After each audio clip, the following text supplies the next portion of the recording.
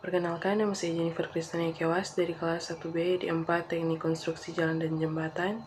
NIM saya 22013085. Saat ini saya akan mempresentasikan jurnal saya dengan judul materi energi. Pengertian energi. Energi merupakan sesuatu yang bersifat abstrak, yang sukar dibuktikan, tetapi dapat dirasakan adanya. Energi adalah kemampuan untuk melakukan kerja, sedangkan energi alam adalah sesuatu yang dapat dimanfaatkan untuk berbagai kepentingan dan kebutuhan hidup manusia. Agar hidup lebih sejahtera, energi alam bisa terdapat di mana saja, seperti di dalam tanah, air, permukaan tanah, udara, dan lain sebagainya. Selain itu, energi merupakan konsep yang sangat abstrak. Energi tidak memiliki massa, tidak dapat diamati, tidak dapat diukur secara langsung, akan tetapi dapat dirasakan perubahannya. Konsep bentuk energi tidak terlepas dari perubahan energi, karena yang berubah adalah energi. Ada 3 sifat energi. Yang pertama, energi tidak pernah hilang. Yang kedua, energi bersifat kekal. Dan yang ketiga, transformasi energi. Macam-macam energi. Yang pertama, energi termal atau panas.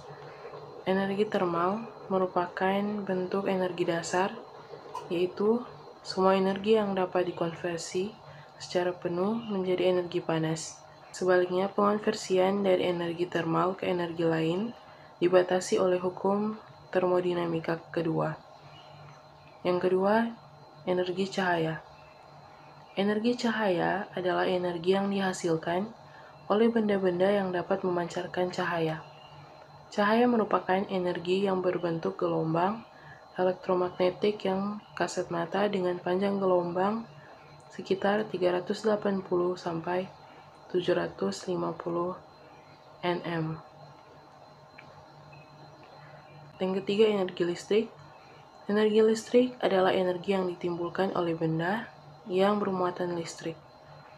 Muatan listrik yang diam atau statis menimbulkan energi potensial listrik. Sedangkan muatan listrik yang bergerak atau dinamis menimbulkan arus listrik dan energi magnet. Yang keempat, energi kinetik. Setiap benda yang bergerak memiliki energi. Sejumlah kendaraan yang bergerak dengan laju tertentu di jalan raya juga memiliki energi kinetik. Benda yang bergerak memiliki kemampuan untuk melakukan usaha. Karenanya dapat dikatakan memiliki energi. Energi pada benda yang bergerak disebut energi kinetik. Kata kinetik berasal dari bahasa Yunani, kinetos, yang artinya gerak. Ketika benda bergerak, benda memiliki kecepatan.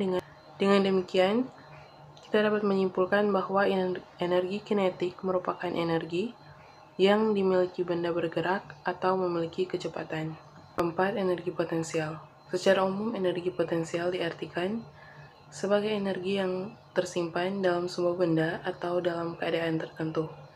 Dalam pengertian yang lebih sempit, energi potensial adalah energi yang dimiliki benda karena kedudukan atau keadaan benda tersebut.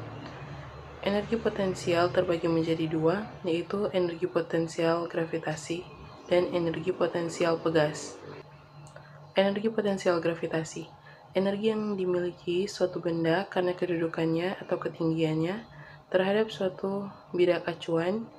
Jadi, semakin tinggi di atas permukaan tanah, makin besar energi potensial yang dimiliki benda tersebut.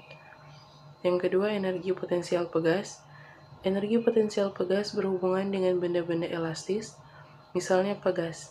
Apabila kita melepaskan tekanan pada pegas, maka pegas tersebut melakukan usaha pada tangan kita.